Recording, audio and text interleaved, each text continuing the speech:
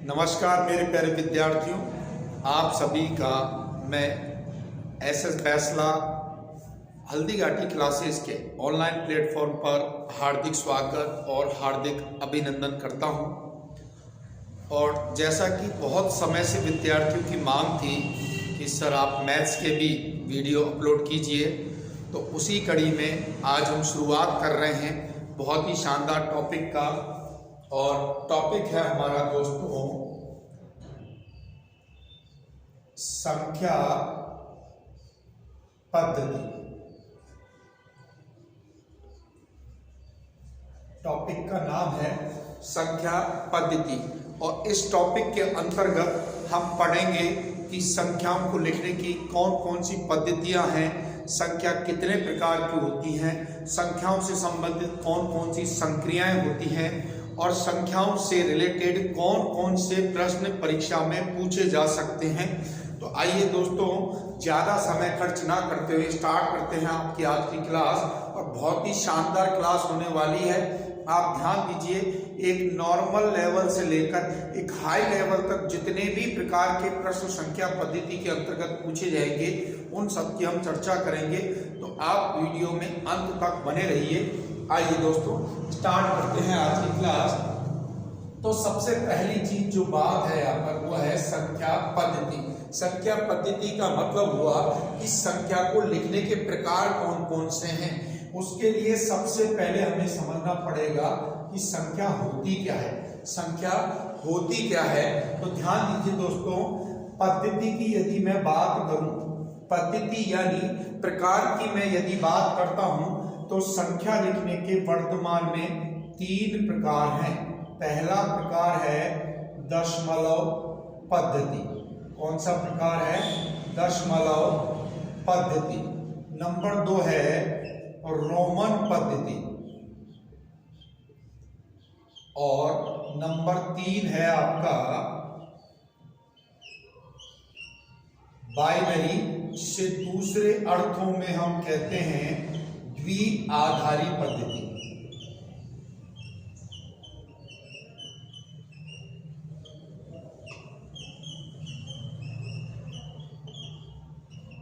ध्यान दे लीजिए, एक एक कंसेप्ट मैं आपका क्लियर करता चलूंगा। सबसे पहली बात की संख्या पद्धति यानी संख्या लिखने के प्रकार कौन कौन से हैं। तो वर्तमान समय में जिन पद्धतियों का हम प्रयोग कर रहे हैं उसके अंतर्गत दशमलव पद्धति, रोमन पद्धति और बाइनरी यानी द्विआधारी पद्धति, इन 3 पद्धतियों का प्रयोग किया जा रहा है। जिसमें सबसे इंपॉर्टेंट जो है वो है हमारी दशमलव पद्धति। सबसे इंपॉर्टेंट कौन सी है? दशमलव पद्धति, या दूसरे अर्थों में मैं कह सकता हूं कि दशमलव पद्धति का सर्वाधिक प्रयोग किया जाता है संख्याओं में लिखने का। और रोमन पद्धति, रोमन पद्धति जो है वो निकली है कहां से? रोम से। कहां से निकली है? तो रोम से। और तीसरी जो पद्धति है वो है बाइनरी पद्धति, जिसे हम कहते हैं द्विआधारी पद्धति। इसका प्रयोग किया जाता है मेरे प्यारे विद्यार्थियों कंप्यूटर में। किसमें प्रयोग किया जाता है? कंप्यूटर में। और ये जो टॉपिक मैंने आज सबसे पहले लिया है ये मैथ का बेस है। मैथ में आधार का कार्य करेगा। और ध्यान दे लीजिए, संख्या पद्धति के जो कंसेप्ट हैं, जो नियम हैं, वो आपको आगामी कई प्रश्नावली, कई टॉपिक्स में काम आने वाले हैं। तो इस टॉपिक को आप ध्यान से समझें। और ये ऐसा टॉपिक है जो कोई भी आप परीक्षा दीजिए, हर परीक्षा में काम में आने वाला है। चाहे वो रीट की परीक्षा हो, चाहे रेलवे की परीक्षा हो, चाहे एसएससी की परीक्षा हो, कोई भी आप परीक्षा दीजिए, हर परीक्षा में काम में आने वाला है। तो देखिए दोस्तों, प्रकार मैं बता चुका हूं कि 3 प्रकार होते हैं, दशमलव पद्धति, रोमन पद्धति और बाइनरी पद्धति। तो शुरुआत करते हैं हम किससे? दशमलव पद्धति से। दशमलव पद्धति की यदि बात करें तो दशमलव पद्धति के अंतर्गत संख्या लिखने का जो आधार है वो है कितना? 10। संख्या लिखने का जो आधार है वो कितना है? 10 है। अब आप कहोगे कि आधार का मतलब क्या हुआ, या आधार से मैं क्या आपको समझाना चाह रहा हूं। तो ध्यान दीजिए, दशमलव पद्धति में संख्याएं लिखने के लिए हम किसका प्रयोग करते हैं? अंक का। किसका प्रयोग? अंक। अंक जिसे इंग्लिश में बोलेंगे हम डिजिट। अंक को हम बोलते हैं डिजिट। और ध्यान दे लीजिए अंकों की जो संख्या है वो है ये 0, 1, 2, 3, 4, 5, 6, 7, 8 और 9। कहने का तात्पर्य यह है कि दशमलव पद्धति के अंतर्गत यदि आपको संख्या लिखनी है तो आपको इन 10 अंकों का प्रयोग करना होता है, या आप कह सकते हैं कि दशमलव पद्धति के अंतर्गत जितनी भी संख्याओं का निर्माण होता है उनको बनाने के लिए इन 10 अंकों की आवश्यकता होती है। तो 10 अंकों की आवश्यकता हो रही है, इसलिए आधार कितना होगा, 10 होगा। सबसे पहली चीज हमें ये समझनी है। तो दशमलव पद्धति के अंतर्गत संख्याओं का निर्माण किससे होगा, अंक से, और अंकों की कुल संख्या कितनी हो गई, 10 हो गई। अब बात करूं मैं कि अंकों से बनाई मैंने क्या, संख्या। अंकों से क्या बना दी मैंने दोस्तों, संख्या बना दी। तो संख्या किसे कहेंगे, ध्यान दीजिए संख्या की परिभाषा 2 या 2 से अधिक, 2 या 2 से अधिक अंकों का समूह, 2 या 2 से अधिक अंकों का समूह जो होता है उसे हम कहेंगे क्या, संख्या। 2 या 2 से अधिक अंकों का जो समूह होता है वो क्या कहलाती है मेरे प्यारे विद्यार्थियों, संख्या कहलाती है। फॉर एग्जाम्पल मैंने लिखा 24 लिखा तो इसमें कितने अंक आए, 2 अंक आए। मैंने लिखा 5375, यहाँ कितने अंक आए, 4 अंक आए। मैंने लिखा 29,783। कुल मिलाकर कहना यह है कि जब भी 2 या 2 से अधिक अंक आ रहे हैं, 2 या 2 से अधिक अंक आ रहे हैं तो उसे हम क्या कहेंगे मेरे प्यारे विद्यार्थियों, संख्या कहेंगे। क्या कहेंगे उसे, संख्या। तो आशा करता हूं कि आप समझ पाए होंगे कि संख्या क्या होती है। तो ध्यान दीजिए क्या सीखा हमने यहाँ। सबसे पहली चीज, दुनिया में सर्वाधिक जिस संख्या पद्धति का प्रयोग किया जाता है उसे हम दशमलव पद्धति बोलते हैं। और दशमलव पद्धति में संख्याओं का जो निर्माण होता है वो होता है अंकों से। किससे होता है मेरे प्यारे विद्यार्थियों, अंकों से होता है। और अंकों की कुल संख्या 10 होती है, अंकों की कुल संख्या 10 होती है दशमलव पद्धति में। इसीलिए इसका आधार कितना माना गया, 10 माना गया। अंक कौन कौन से थे, 0 से लेकर 9 तक जो अंक हैं इन्हीं से हमारी संख्या बनेगी। और संख्या हम किसे कहेंगे, 2 या 2 से अधिक। ध्यान दे लीजिए 2 या 2 से अधिक अंकों का जो समूह होता है उसे हम क्या बोलेंगे, संख्या बोलेंगे। तो यहां तक की बात यदि क्लियर है तो आप इसका स्क्रीनशॉट ले लीजिए, जिससे हम आगे बढ़े और आगे की चर्चा करें कि संख्याओं का निर्माण किस प्रकार हुआ और उन्हें हम किस नाम से जानते हैं। तो सबसे पहली जो संख्या मैंने लिखी वो थी दोस्तों दशमलव पद्धति। दशमलव पद्धति के अंतर्गत मैं चर्चा कर चुका हूं कि संख्याओं का निर्माण किससे होता है और उनको लिखने के लिए किसकी आवश्यकता होती है। अब हम बात करते हैं कि दशमलव पद्धति में जो संख्याएं बनी उन्हें हम किस नाम से जानते हैं और उन्हें क्या क्या कहा जाता है, उनसे रिलेटेड आपके कौन कौन से प्रश्न बनने वाले हैं। तो ध्यान दीजिए दोस्तों, सबसे पहले इस दुनिया में जो संख्या बनी उन्हें बोला गया प्राकृत संख्या। उन्हें क्या कहा गया मेरे प्यारे विद्यार्थियों, प्राकृत संख्या। पहला प्रश्न बन गया कि प्राकृत संख्याओं को किससे प्रदर्शित किया जाता है। तो ध्यान दे लीजिए प्राकृत संख्याओं को हम किससे प्रदर्शित करते हैं, n से। किससे प्रदर्शित करेंगे, n से। n क्यों बोला जाता है, क्योंकि प्राकृत जो शब्द है वो बना है प्रकृति में, प्रकृति से। किससे बना है, प्रकृति से। और प्रकृति को इंग्लिश में आप सभी जानते हैं क्या बोला जाता है, नेचर। नेचर में पहला अक्षर क्या आया मेरे पास, n आया, तो इसे प्राकृत संख्याओं से प्रदर्शित किया गया। अब बात है कि प्राकृत संख्या हमें किसे कहना है। तो ध्यान दे लीजिए, आपको रटना नहीं है, आपको चीजों को समझना है, चीजों को जानना है। रटोगे तो कुछ समय बाद भूलोगे, और यदि कंसेप्ट क्लियर करके चलोगे तो आप कभी भी किसी भी समय इन चीजों को पढ़ोगे तो तुरंत आपको सारी चीजें दिमाग में आ जाएंगी, आप बिल्कुल अच्छे से याद कर पाओगे। तो ध्यान दे लीजिए, ऐसी संख्याएं, ध्यान दीजिए मेरी बात पर, ऐसी संख्याएं जिनका निर्माण करने के लिए मनुष्य को कोई अतिरिक्त श्रम नहीं करना पड़ा, या दूसरे अर्थों में मैं कह सकता हूं कि इन संख्याओं को जानने के लिए मनुष्य को कोई क्लास नहीं लेनी पड़ी, उसे कहीं स्कूल नहीं जाना पड़ा, उसे कहीं कॉलेज नहीं जाना पड़ा, ये उसने अपने स्वभाव से ही सीखी। स्वभाव से कैसे सीखी, उस चीज पर हम चर्चा करते हैं। जब एक बच्चा जन्म लेता है तो ध्यान दीजिए, वो ना तो बोल सकता है ना अपनी बात को बता सकता है, लेकिन जब वो बच्चा रोना शुरू करता है तो उसकी माँ समझ जाती है कि बच्चे को भूख लगी है, यानी अपनी बात को वो किस माध्यम से कहता है, वो रो करके अपनी बात को बताता है।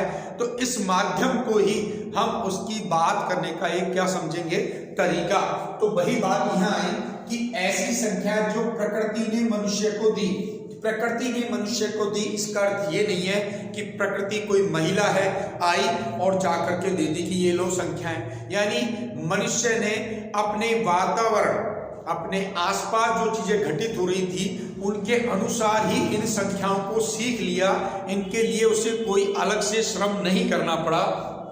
तो ध्यान दीजिए, प्राकृत संख्याएं जो प्रारंभ हुई वो कहां से हुई, एक से। कहां से प्रारंभ हुई, एक से लेकर के चलती गई और कहां तक पहुंच गई, यहां तक पहुंच गई। यहां तक मतलब इसे हम बोलते हैं, ये जो चिन्ह मैंने आपके सामने लिखा है इसे बोलते हैं अपरिभाषित, जिसे आप दूसरे अर्थों में कह देते हो अनंत। क्या कह देते हो, अनंत। तो चाहे इसे अनंत कह लीजिए, चाहे इसे अपरिभाषित कह लीजिए, यानी प्राकृत संख्याएं कहां से प्रारंभ हो रही है, एक से, और कहां तक जा रही है, अनंत तक। और अनंत को हम परिभाषा में नहीं डाल सकते, यानी लास्ट जो प्राकृत संख्या होगी उसका हम कोई वर्णन नहीं कर सकते, नहीं कह सकते कि इसे हम अंतिम प्राकृत संख्या कहेंगे। तो ध्यान दे लीजिए, यहां से आपके कौन कौन से प्रश्न बन सकते हैं। पहला प्रश्न, सबसे छोटी प्राकृत संख्या। ध्यान दे लीजिए मेरे प्यारे विद्यार्थियों, हर प्रकार के प्रश्नों की चर्चा हम यहाँ पर करेंगे और निश्चित रूप से ये आपकी परीक्षा में सहायक सिद्ध होने वाले हैं। सबसे छोटी प्राकृत जो होती है वो क्या होती है, एक होती है। नंबर 2 मैं प्रश्न बनाना चाहूं तो सबसे छोटी पूर्ण वर्ग, ध्यान दे लीजिए, सबसे छोटी पूर्ण वर्ग प्राकृत संख्या की यदि मैं बात करता हूं तो वो भी हमारी क्या होगी, एक ही होगी। ध्यान दे लीजिए, सबसे छोटी प्राकृत संख्या एक है, साथ ही साथ सबसे छोटी पूर्ण वर्ग प्राकृत संख्या की यदि हम बात करें, पूर्ण वर्ग होनी चाहिए, साथ ही साथ प्राकृत होनी चाहिए, तो भी हमारा उत्तर एक ही आएगा। इससे आगे हम बढ़ते हैं, सबसे छोटी, ध्यान दे लीजिए, सबसे छोटी पूर्ण वर्ग, सबसे छोटी पूर्ण वर्ग विषम प्राकृत संख्या, सबसे छोटी पूर्ण वर्ग विषम प्राकृत संख्या यदि आपसे पूछा जाता है तो भी आपका उत्तर एक ही आएगा, क्योंकि एक सबसे छोटी भी है, पूर्ण वर्ग भी है और एक पहली विषम संख्या भी है, तो हमारा उत्तर एक ही आएगा। इस टाइप के जो सवाल होते हैं, मोस्टली ये सवाल जो पूछे जाते हैं वो टेट से रिलेटेड एग्जाम, जैसे कि रीट हुई, सी टेट हुई, हरियाणा टेट हुई, बिहार टेट हुई, वहां जब बेसिक कंसेप्ट आपसे पूछे जाते हैं जिनको हम नजरअंदाज कर देते हैं, जिनके बारे में हम ये सोचते हैं कि बहुत छोटा टॉपिक है, क्या करना है इसके बारे में, उन्हीं से रिलेटेड आपके सवाल पूछे जाएंगे। और अगला जो प्रश्न इसमें बन सकता है वो बन सकता है क्या, सबसे छोटी, ध्यान दे लीजिए, सबसे छोटी पूर्ण वर्ग, सबसे छोटी भी होनी चाहिए और पूर्ण वर्ग भी होनी चाहिए, साथ ही साथ सम प्राकृत संख्या। ध्यान दे लीजिए, सबसे छोटी पूर्ण वर्ग सम प्राकृत संख्या की यदि बात करें हम तो हमारा उत्तर आएगा 4। 4 हमारी सबसे छोटी क्या है, पूर्ण वर्ग भी है और पूर्ण वर्ग होने के साथ साथ कौन सी संख्या है? सम संख्या। सम और विषम के बारे में हम आगे पढ़ेंगे, पर ध्यान दे लीजिए, आपसे डायरेक्ट क्वेश्चन पूछा गया सबसे छोटी पूर्ण वर्ग सम प्राकृत संख्या क्या है, तो आपका उत्तर आना चाहिए 4। ठीक है, और लास्ट एंड फाइनल जो इससे प्रश्न बन सकता है वो बन सकता है ये कि सबसे छोटी सम प्राकृत संख्या क्या है? सबसे छोटी सम प्राकृत संख्या क्या होगी? तो यहां भी आपका उत्तर आएगा 2। ठीक है, अब ध्यान दे लीजिए, सबसे पहले चीज प्राकृत संख्याओं।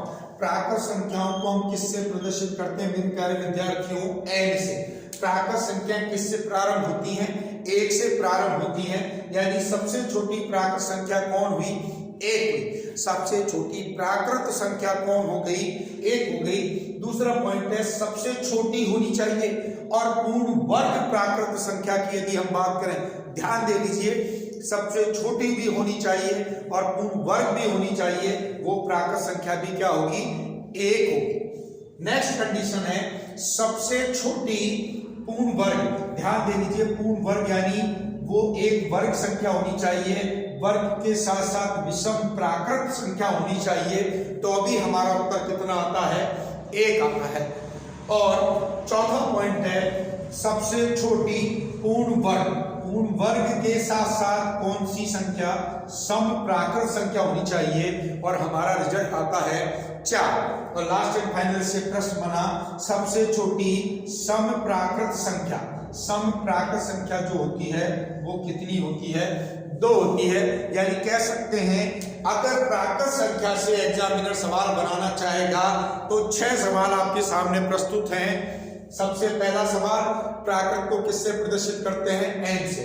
सबसे छोटी प्राकृत 1। सबसे छोटी पूर्ण वर्ग प्राकृत संख्या वो भी 1 है। सबसे छोटी पूर्ण वर्ग के साथ साथ विषम प्राकृत संख्या की यदि बात करें तो वो भी 1 है। सबसे छोटी पूर्ण वर्ग तो हो लेकिन सम प्राकृत संख्या हो, तो मेरे पास रिजल्ट आता है 4। और लास्ट एंड फाइनल सबसे छोटी सम प्राकृत संख्या कितनी हो गई? 2 हो गई। तो इस प्रकार प्राकृत से रिलेटेड जितने भी प्रश्न आपके बन सकते हैं उन सब प्रश्नों की हमने चर्चा की है। आशा करते हैं कि ये कंसेप्ट भी आपका बिल्कुल क्लियर होगा। और तो ध्यान दीजिए दोस्तों, जैसे जैसे आपके कंसेप्ट क्लियर होते जाएं, इनको आपको कमेंट बॉक्स में मैसेज करके बताना है कि चीजें आपके समझ में आई या नहीं आई, क्योंकि जब आप मैसेज करोगे तभी जाकर हमें पता चलेगा कि वास्तविकता में हमारी मेहनत सार्थक हो रही है, हमारी मेहनत सफल हो रही है। तो आपके कमेंट बॉक्स अगली क्लास के लिए हमारा मोटिवेशन करेंगे कि विद्यार्थियों को क्लास पसंद आई है। कमेंट में विद्यार्थियों ने जवाब दिया है कि क्लास कैसी रही, अच्छी रही, बुरी रही, मध्यम रही, जैसी भी रही आपको कमेंट करके बताना है। उसी के आधार पर अच्छी रही तो बहुत ही बढ़िया है, हम अच्छी तरीके से क्लास चलाते रहेंगे। मध्यम रहेगी तो और अच्छा प्रयास करेंगे इस क्लास को बेटर बनाने का, और यदि बुरी रहती है तो मैं पूर्ण प्रयास करूंगा कि आपको एक एक कंसेप्ट क्लियर करा करके एक एक बारीक से बारीक चीज लेकर के मैं चलूं, जिससे आप इस क्लास को बिल्कुल अच्छे से समझ पाओ और इनसे रिलेटेड जो सवाल है उनमें कोई गलती नहीं करो। तो फटाफट से आप स्क्रीनशॉट लीजिए, जिससे हम फिर अगली क्लास पर चले। अगली क्लास से मेरा मतलब अगली संख्या पर चले। तो ये हो गई हमारी बात किसकी? प्राकृत संख्या की। प्राकृत संख्या की हमने चर्चा करी, उससे रिलेटेड जो भी प्रश्न आपके परीक्षा में बन सकते हैं उन सारे प्रश्नों को हमने अच्छे से समझा। अब हम बात करें अगली संख्या की कि इसके बाद अगली संख्या कौन सी बनी। तो ध्यान दे लीजिए, प्राकृत संख्या 1 से प्रारंभ हुई और 9 पर खत्म हो गई। अब भारत में एक विद्वान ने जन्म लिया, बहुत बड़े गणितज्ञ, जिनके नाम पर भारत का पहला उपग्रह छोड़ा गया। भारत में जन्म हुआ एक बहुत ही शानदार, जानदार और जबरदस्त विद्वान का, जिनका लोहा पूरी दुनिया मानती है। अगर ये इस दुनिया में नहीं आते तो आज जितने भी देश हैं जो प्रगति नहीं, बहुत ज्यादा प्रगति कर रहे हैं, जैसे अमेरिका है, रूस है, जापान है, चीन है, ये कुछ नहीं होते दोस्तों अगर हमारे भारत में किसका जन्म नहीं होता? आर्यभट्ट का जन्म नहीं होता। अब बात है कि आर्यभट्ट ने किया क्या। आर्यभट्ट ने, गौर करिए, एक नया कंसेप्ट दिया कि किसी इकाई में से अगर उसी इकाई को कम किया जाए तो क्या शेष बचेगा या उसका परिणाम क्या आएगा। ध्यान दे लीजिए, ये पहले व्यक्ति थे आर्यभट्ट जिन्होंने इस कंसेप्ट पर ध्यान दिया। इससे पहले कोई भी व्यक्ति इस बारे में ना तो बात करता था ना ही जानता था। आज हम बहुत इजी वे में बता सकते हैं, किसी इकाई में से उसी इकाई को यदि कम कर दिया जाए तो हमारे पास बचेगा जीरो। जीरो यानी कि शून्य। आज बहुत इजीली आप इस प्रश्न का उत्तर दे सकते हो, लेकिन किसी समय ये प्रश्न बहुत बड़ा प्रश्न था और इसका जवाब दिया किसने? आर्यभट्ट ने। उन्होंने कहा किसी इकाई में से उसी इकाई को कम किया जाए तो क्या बचेगा? शून्य बचेगा, जीरो बचेगा। अब ध्यान दे लीजिए, शून्य की हो गई है खोज, शून्य की हो गई है खोज, और खोज करने वाले व्यक्ति कौन है? खोज करने वाले व्यक्ति हैं आर्यभट्ट। आर्यभट्ट इसका खोज कर रहे हैं, इसकी खोज हो रही है, तो इसे हम प्राकृत में शामिल नहीं कर सकते, क्योंकि प्राकृत तो वो थी जिनको मनुष्य ने अपने वातावरण के अनुसार सीख लिया, जिसके लिए से कोई श्रम नहीं करना पड़ा। पर शून्य के लिए आर्यभट्ट ने श्रम किया। श्रम किया तो फिर हमारी दूसरी संख्याओं का निर्माण हुआ, जिन्हें हमने कहा पूर्ण संख्या।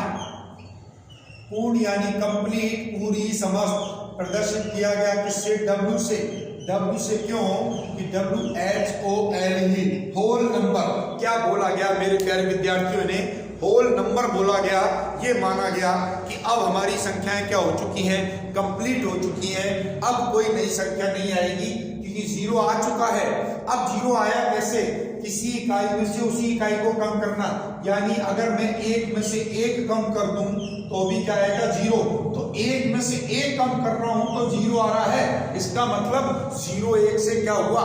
छोटा हुआ। जीरो एक से छोटा हुआ तो हमने कहा कि पूर्ण संख्याएं किससे प्रारंभ होंगी मेरे प्यारे विद्यार्थियों? जीरो से प्रारंभ होंगी और कहां तक चलेंगी? अनंत तक चलेंगी। कहां तक चलेंगी?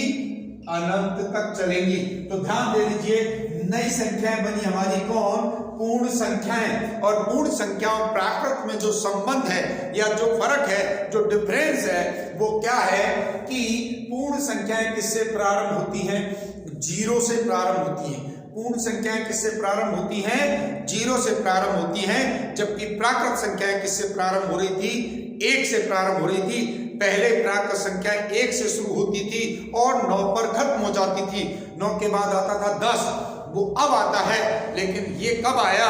जब आर्यभट्ट ने जीरो का क्या किया? आविष्कार किया। तो प्राकृत और पूर्ण में सबसे बड़ा डिफरेंस है जीरो का।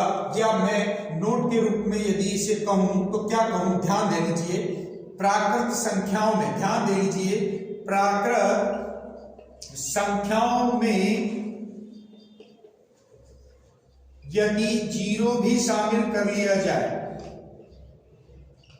प्राकृत संख्याओं में यदि जीरो भी शामिल कर लिया जाए, बस इसी का फर्क है, तो वे पूर्ण संख्याएं कहलाती हैं।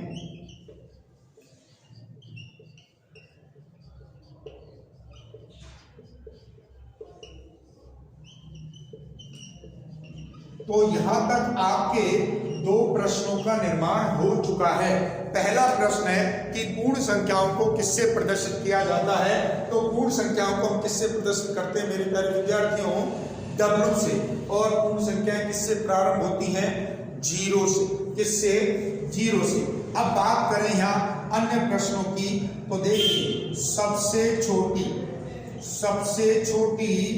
ध्यान दे लीजिए, पूर्ण वर्ग, सबसे छोटी पूर्ण वर्ग पूर्ण संख्या, सबसे छोटी पूर्ण वर्ग पूर्ण संख्या क्या होगी? हमारी 1 होगी। सबसे छोटी भी हो, पूर्ण वर्ग भी हो और पूर्ण संख्या हो, तो वो होगी हमारी 1। इसी प्रकार अगर पूर्ण वर्ग के साथ साथ विषम बोलता है, सबसे छोटी, ध्यान दे लीजिए, सबसे छोटी पूर्ण वर्ग पूर्ण विषम संख्या, पूर्ण वर्ग पूर्ण वर्ग विषम संख्या की यदि बात करें तो भी मेरा रिजल्ट कितना आएगा a। और अगर विषम की यदि बात कर रहे हैं तो इसी प्रकार हम सम पर जाएं कि सबसे छोटी पूर्ण वर्ग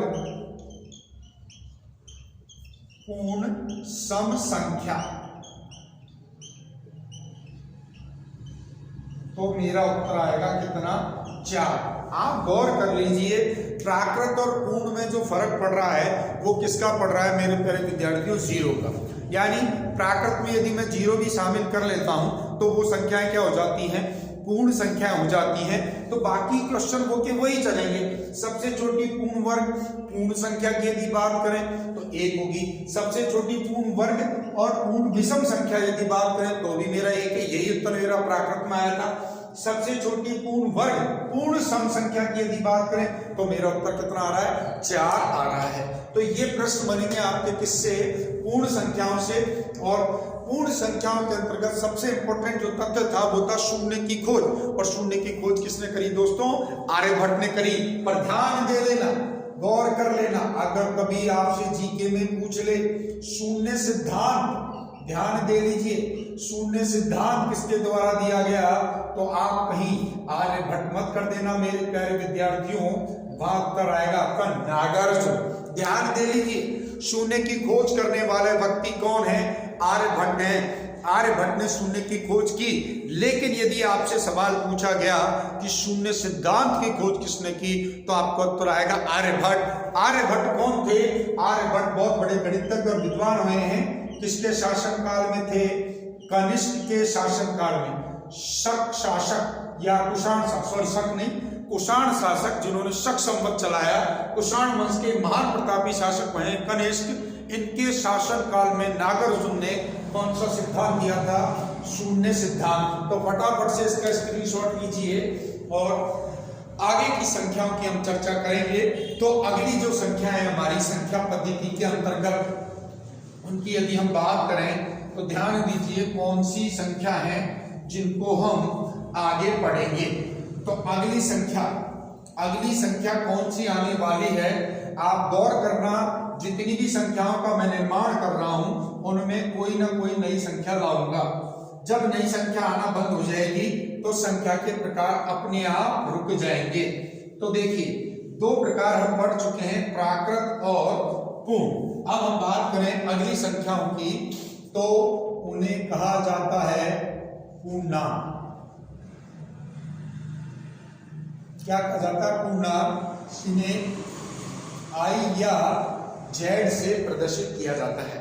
अगला जो टाइप है हमारा वो क्या है मेरे प्यारे विद्यार्थियों, पूर्णांक। अब बात करें कि पूर्णांक क्या होता है, तो ध्यान दीजिए, यूनान में एक विद्वान हुए जीलेन, क्या नाम था विद्वान का, जीलेन। उन्होंने एक नया कंसेप्ट को जन्म दिया। आर्यभट्ट ने यह कहा किसी इकाई में से, ध्यान दीजिए, किसी इकाई में से उसी इकाई को घटाया जाए तो शून्य शेष बचेगा। ये कंसेप्ट देने वाले आर्यभट्ट थे। लेकिन यूनान में विद्वान हुए जीलेन ने क्या कहा, किसी इकाई में से अगर बड़ी इकाई को कम किया जाए तो क्या शेष बचेगा। फिर से कहूंगा दोस्तों, आज ये प्रश्न बहुत ही नॉर्मल प्रश्न है, आप इनके उत्तर तुरंत दे सकते हैं। लेकिन ध्यान दीजिए, जब इन संख्याओं की खोज नहीं हुई है तब यही सवाल बहुत टिपिकल, बहुत बड़े सवाल थे। और यही चीज आपकी हमेशा पेपर में भी होगी।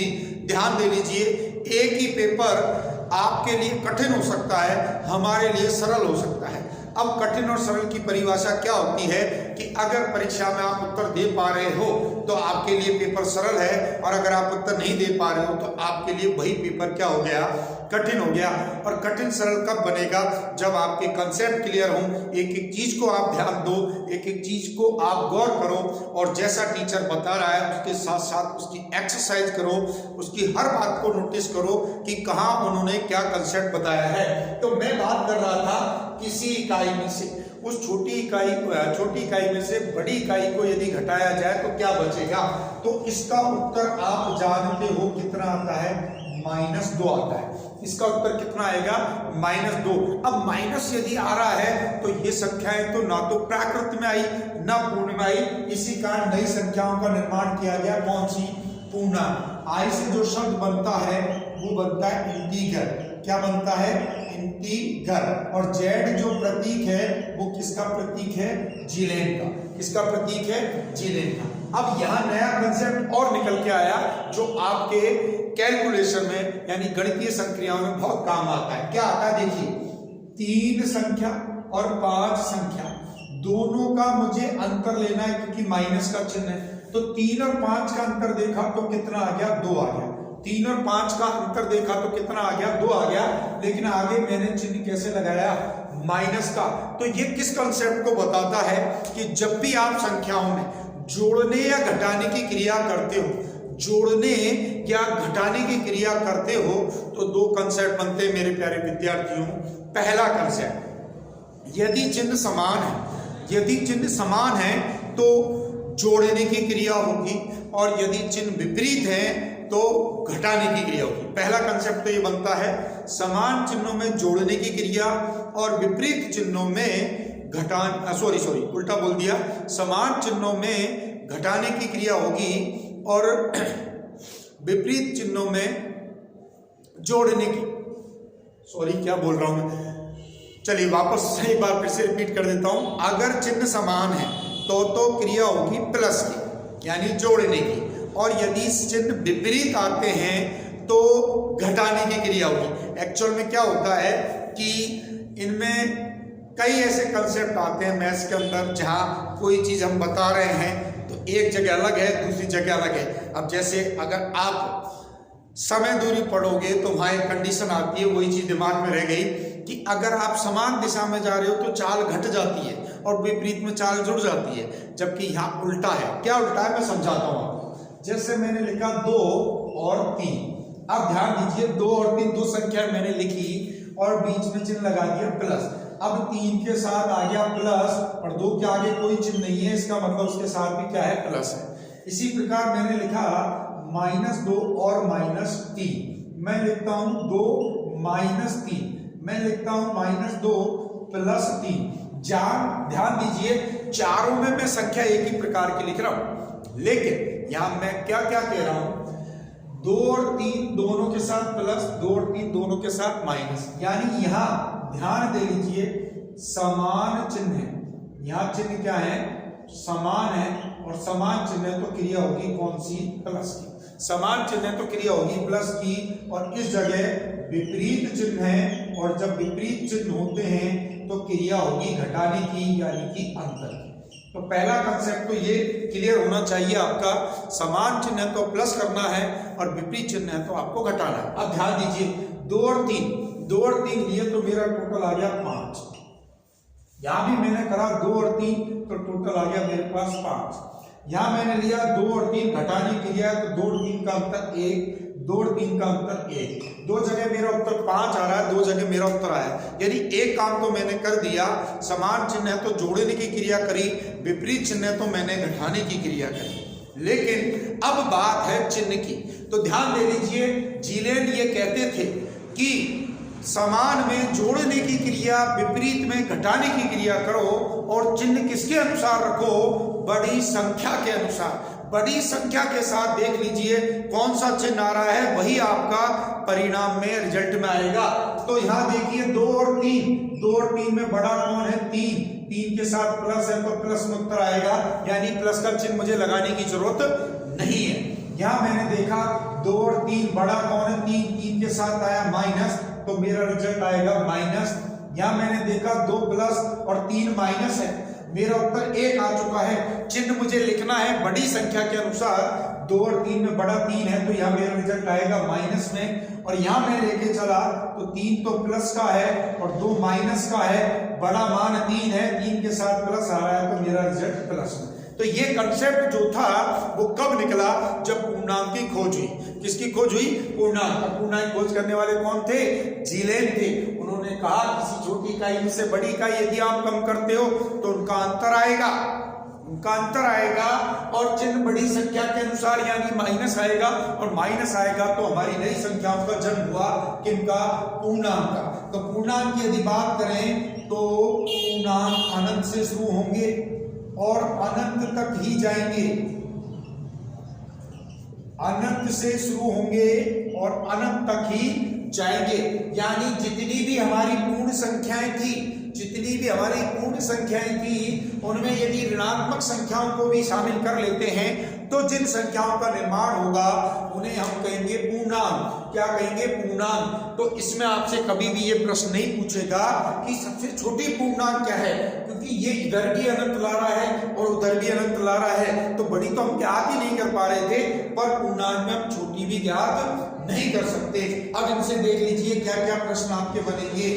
ये जितनी भी माइनस की संख्या है ये कहलाती है मेरे प्यारे विद्यार्थियों ऋणात्मक संख्या, और ऋणात्मक संख्या यानी ऋणात्मक क्या होंगे? पूर्णांक। इसी के साथ 1 से लेकर अनंत तक प्लस वाली जो संख्या है वो कहलाएंगी मेरी धनात्मक पूर्णांक। क्या कहलाएंगी?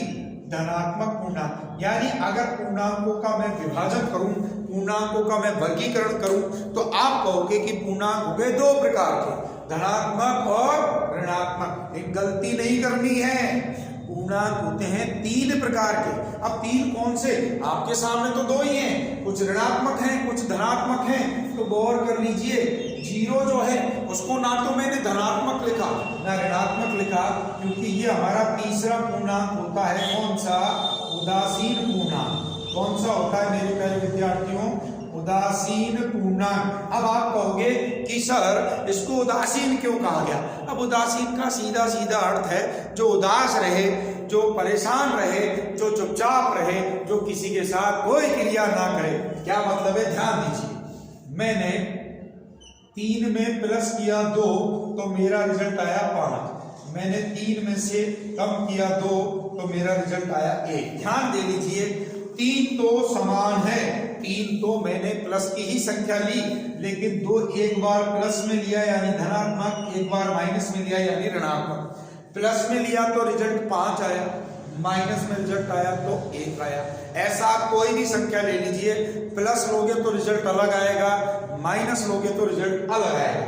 लेकिन 0 के साथ ये देखिए, 3 में 0 जोड़ दिए 3, और 3 में से 0 घटा दिए तो भी 3, यानी 3 को प्लस और माइनस। ध्यान दे लीजिए, 3 के साथ 0 जब मैं ले रहा हूं तो एक बार प्लस लिया एक बार माइनस लिया, लेकिन कोई फर्क नहीं पड़ा। जो रिजल्ट पहले था वो का वही रहा। तो प्लस हो चाहे माइनस हो, 0 कोई भी प्रभाव नहीं डालेगा। इसी कारण इसे हम क्या बोलते हैं? उदासीन पूर्णांक बोलते हैं। क्या बोलते हैं? उदासीन। तो पूर्णांक कितने प्रकार के हुए? 3, ऋणात्मक पूर्णांक, उदासीन पूर्णांक और धनात्मक पूर्णांक। अब इसमें और क्या क्या प्रश्न बनेंगे? पहला प्रश्न तो आपका यहीं से शुरू हो चुका था कि पूर्णांक को किससे प्रदर्शित किया जाता है? तो पूर्णांक को हम I या Z से प्रदर्शित करते हैं। अब ध्यान दे लीजिए, इनसे जो और प्रश्न बन सकते हैं, सबसे बड़ा, ध्यान दे लीजिए, सबसे बड़ा ऋणात्मक पूर्णांक, सबसे बड़ा ऋणात्मक पूर्णांक या सबसे बड़ी ऋणात्मक संख्या क्या होती है? तो आपका रिजल्ट आएगा -1। सबसे बड़ी ऋणात्मक पूर्णांक कौन होती है मेरे प्यारे विद्यार्थियों? -1 होती है। कहने का मतलब जो संख्या ऋणात्मक है वो जितनी बड़ी होगी वो उतनी ही छोटी होगी, और जितनी छोटी होगी वो उतनी ही क्या होगी? बड़ी होगी। और यदि हम बात करें तो इनमें क्वेश्चन इस प्रकार से बनते हैं, जैसे प्रश्न पूछा -25 का अगला अंक है। क्या प्रश्न पूछा गया? -25 का अगला अंक है या अगली संख्या है। अब आप कहोगे साहब -25 से अगली मुझे ज्ञात करनी है, तो ध्यान दे लीजिए, गलती नहीं होनी चाहिए। -26 उत्तर नहीं देना है आपको। अगली संख्या ज्ञात करने के लिए हमेशा +1 किया जाता है। -5 से अगली संख्या या अगला अंक ज्ञात करने के लिए मुझे 1 जोड़ना पड़ेगा। अब गौर कर लीजिए, एक चिन्ह माइनस का है, एक चिन्ह प्लस का है। विपरीत चिन्ह तो घटाने की क्रिया, 25 और 1 का अंतर आ गया 24। 25 और 1 का अंतर कितना आ गया? 24। और माइनस का मान अधिक है तो मेरा रिजल्ट आएगा -24। यानी -25 के बाद अगली संख्या की यदि मैं बात करूं तो वो होगी कितनी, -24। कितनी होगी मेरे प्यारे विद्यार्थियों, -24 होगी। और पिछली की यदि बात करें तो हमें इसमें से कम करना पड़ेगा, -25 में से -1 कम करोगे तो -26, क्योंकि 25 और 1 दोनों माइनस के चिन्ह हैं तो जुड़ जाएंगी, तो रिजल्ट आया -26। तो ध्यान दे लीजिए, जब भी आपको अगली संख्या ज्ञात करनी है तो आपको +1 करना है और पिछली ज्ञात करनी है तो आपको -1। तो ये थे हमारे पूर्णांक। आशा करते हैं कि पूर्णांक भी आप अच्छी तरीके से समझ गए होंगे। तो फटाफट से स्क्रीनशॉट लीजिए जिससे मैं अगली संख्या की चर्चा करूं। अगली जो संख्या है हमारी बहुत इंपॉर्टेंट और ऐसी संख्या मेरे प्यारे विद्यार्थियों जिसमें विद्यार्थी 100% गलती करता है। गलती क्यों करता है, ध्यान दे लीजिए। गलती इसलिए करता है क्योंकि कई विद्यार्थी तो उन संख्याओं के बारे में जानते ही नहीं है कि ऐसी भी कोई संख्या है, और गलती उनकी भी नहीं है, गलती आपकी एग्जामिनर की कह सकते हैं कि वो सवाल आपको इस प्रकार से देगा जिसमें आप 100% क्या करोगे, गलती करोगे। अब आप कहोगे ऐसी कौन सी संख्या है जिनमें हम 100% गलती करेंगे। तो ध्यान दीजिए, मैं क्वेश्चन के माध्यम से आपको बताता हूं। एग्जाम में आया हुआ प्रश्न, मेरे सभी उदाहरण ऐसे होंगे जो ऑलरेडी परीक्षा में आ चुके हैं। तो क्वेश्चन है, निम्न में से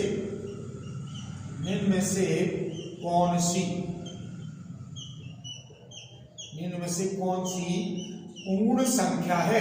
अब आप कहोगे क्या सर इतना हलवा सवाल दे रहे हो, क्या हम इतना सा भी नहीं जानते कि इनमें से पूर्ण संख्या कौन सी होगी। और मैंने ऑप्शन दिया आपको, पहला ऑप्शन 10 दिया, दूसरा ऑप्शन मैंने आपको 6 दिया, तीसरा ऑप्शन मैंने आपको 12 दिया और चौथा ऑप्शन मैंने आपको 16 दे दिया। अब आप कहोगे क्या सर आपने भी क्या सवाल दे दिया, और जो सवाल दिया वो भी गलत दे दिया। आप पूछ रहे हो इनमें से कौन सी पूर्ण संख्या है, और ये तो चारों ही पूर्ण संख्या है। लेकिन मेरे प्यारे विद्यार्थियों ध्यान दीजिए, परीक्षा में पूर्ण संख्या के बाद लिखा गया था क्या, परफेक्ट नंबर। क्या लिखा गया था, परफेक्ट नंबर। और हमारी अंग्रेजी तो इतनी अच्छी है, इतनी शानदार है कि हम तो ध्यान ही नहीं देते कि हमें क्या मतलब अंग्रेजी से। हम हिंदी मीडियम के विद्यार्थी हैं तो हमें तो हिंदी पे ध्यान देना है। वो पूछ रहा है पूर्ण संख्या और ये तो क्वेश्चन ही गलत है, ये तो चारों ही पूर्ण संख्या है। लेकिन ध्यान दे लीजिए, यहाँ राइट आंसर है कितना, 2। अब ये बड़ा सोचने का विषय हो गया कि ये तो गुरुजी गड़बड़ हो गई। आपने जो चीज समझाई है उसी के अकॉर्डिंग हम चल रहे हैं। आपने खुद ने बताया 0 से लेकर अनंत तक जितनी भी संख्या है वो पूर्ण संख्या है। तो 10 भी है, 6 भी है, 12 भी है, 16 भी है। अब बावड़े क्यों बना रहे हो, आप तो कह रहे हो 6 है, ये कह रहे।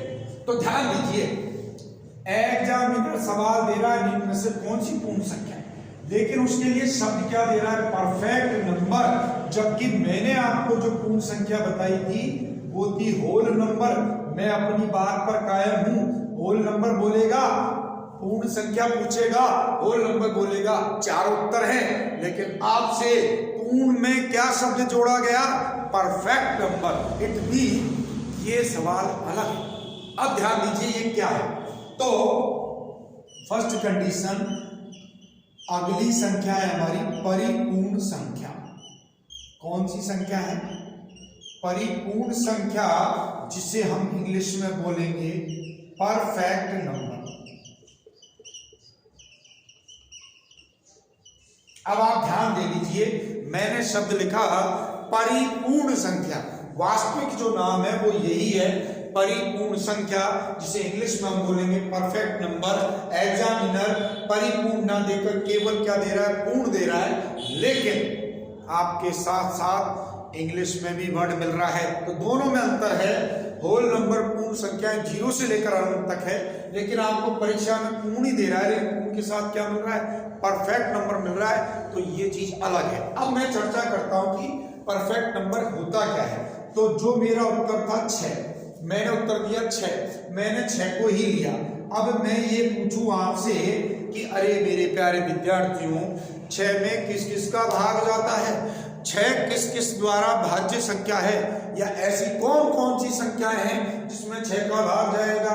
तो आप कहोगे गुरुजी 1 का जाएगा, आप कहोगे गुरुजी 2 का जाएगा, आप कहोगे गुरुजी 3 का जाएगा, और आप कहोगे गुरुजी 6 का जाएगा। यानी 6 में किस किस का भाग जा रहा है? 1 का, 2 का, 3 का और 6 का। तो बस बन गई हमारी परिभाषा। ध्यान दे लीजिए, परिपूर्ण संख्या या परफेक्ट नंबर किसे कहेंगे? ऐसी संख्या जिसके भाजकों में भाजकों मतलब जिनका इसमें भाग जा रहा है, जिनके भाजकों में स्वयं भाजक को छोड़कर यानी जिस संख्या के आप भाजक ले रहे हो उसको छोड़कर जो शेष बची उनका योग मैंने किया, और योग मैंने किया तो योग कितना आया? 6 आया। तो बस हो गई ये परफेक्ट नंबर। ध्यान से समझिए, दोबारा से समझिए। ऐसी संख्या जिसके भाजकों में स्वयं भाजक को छोड़कर शेष संख्याओं का योग दी गई संख्या के बराबर है, तो वो परिपूर्ण संख्या या परफेक्ट नंबर कहलाएगी। कैसे? ये आपको उदाहरण दिया मैंने। अब मैं जैसे 10 को लेता हूं तो मैं पूछूं 10 में किसका भाग जाएगा? आप कहोगे 1 का गया गुरुजी, 2 का गया, 5 का गया और 10 का गया। तो 10 को तो मारो गोली, जो स्वयं भाजक है उसको गोली मारिए, बाकी जो बचे उनका योग कीजिए। तो 5 और 2 7 और 1 8, योग कितना आया? 8। तो क्या 10 परिपूर्ण संख्या हुई? नहीं हुई। इसी प्रकार 12 की यदि मैं बात करूं, 1 का, 2 का, 3 का, 4 का, 6 का और 12 का भाग जाएगा। 12 को गोली मारो, 6 और 4 10 और 3 13 और 2 15 और 1 16, योग कितना आया? 16 आया। तो ये भी मेरा आंसर नहीं था। 16 की यदि बात करूं, 16 में 1 का, 2 का, 4 का, फिर 5 6 नहीं जाए, 8 का जाएगा और 10 11 12 16 को गोली मारो, 8 और 4 12, 12 और 2 14 और 1 15, योग कितना आया? 15। तो यहाँ भी ये नियम लागू नहीं हुआ। ये नियम केवल किस पर लागू हुआ? 6 पर हुआ। किस पर हुआ? 6 पर हुआ। एक और मैं उदाहरण देता हूं कि मैंने संख्या ली 28। अब मैं पूछूं साहब 28 में किस किस का भाग जाएगा? तो आपने कहा गुरुजी 1 का तो जाएगा ही जाएगा।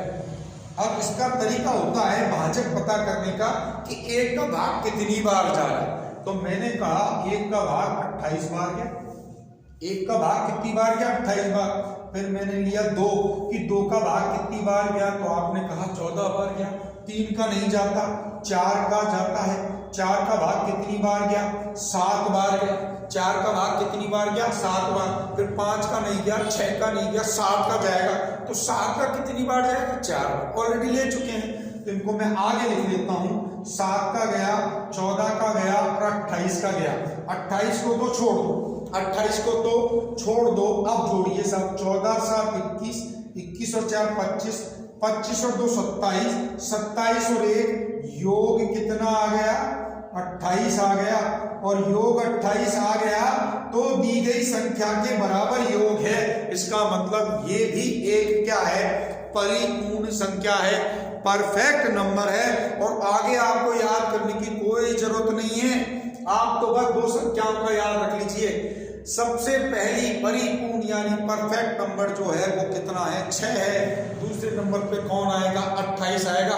इसके आगे की जो संख्या आएगी ना उसका तो पता करना ही बहुत मुश्किल है। हालांकि हम तो बता सकते हैं लेकिन हम नहीं बताएंगे क्योंकि उनसे प्रश्न नहीं बनना है। प्रश्न बनेगा तो 6 से और 28 से बनेगा। तो ये कौन सी संख्या कहलाएगी? परिपूर्ण संख्या। इंग्लिश में क्या बोलेंगे? Perfect number.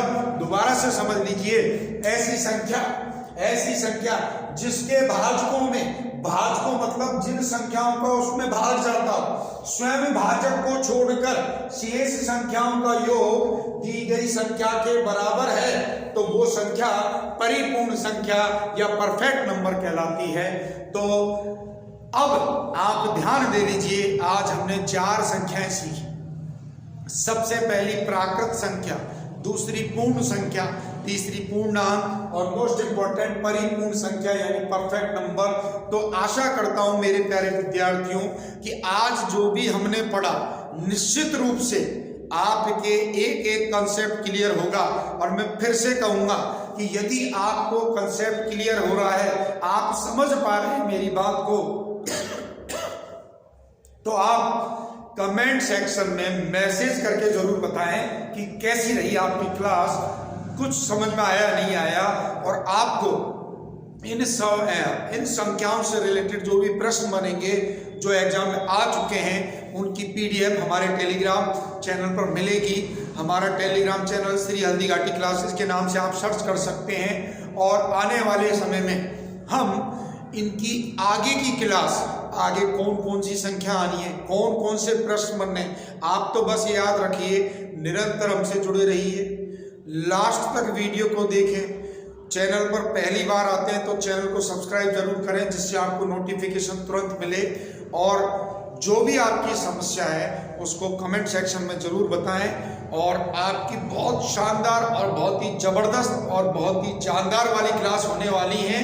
ये पहली क्लास मैंने अपलोड करी है और मुझे पूर्ण विश्वास है कि मेरे प्यारे विद्यार्थियों आपका एक एक कंसेप्ट क्लियर होगा और आपका प्रेम, आपका सपोर्ट हमें जरूर मिलेगा। तो मिलते हैं दोस्तों नेक्स्ट वीडियो में कुछ नई संख्याओं के साथ। और संख्या यूं चुटकियों में आपको याद होंगी, संख्याओं का जो भी खेल है वो आप चुटकियों में खत्म कर दोगे। बस जुड़े रहिए हमारे साथ, तब तक के लिए जय हिंद, जय भारत, धन्यवाद।